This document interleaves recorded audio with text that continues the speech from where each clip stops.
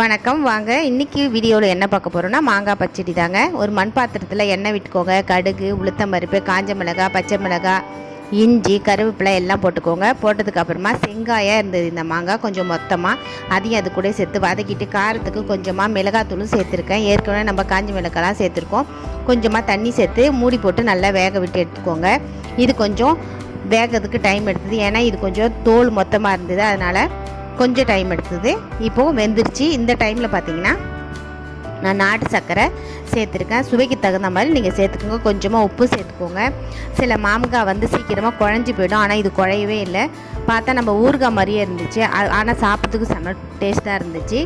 இப்போ பாருங்கள், நல்லா ஒரு நிமிஷத்துக்கு நல்லா கிளறி விட்டுடுங்க. நம்ம அப்படியே வெல்லம், அதாவது நாட்டு சக்கரைலாம் கரைஞ்சி நல்லா கொதிச்சு வரணும். அவ்வளோதாங்க, சூப்பரான சுவையான மாங்காய் பச்சடி ரெடி. இந்த வீடியோ பிடிச்சிருந்தா லைக் பண்ணுங்கள், ஷேர் பண்ணுங்கள், சப்ஸ்கிரைப் பண்ணுங்கள். நன்றி.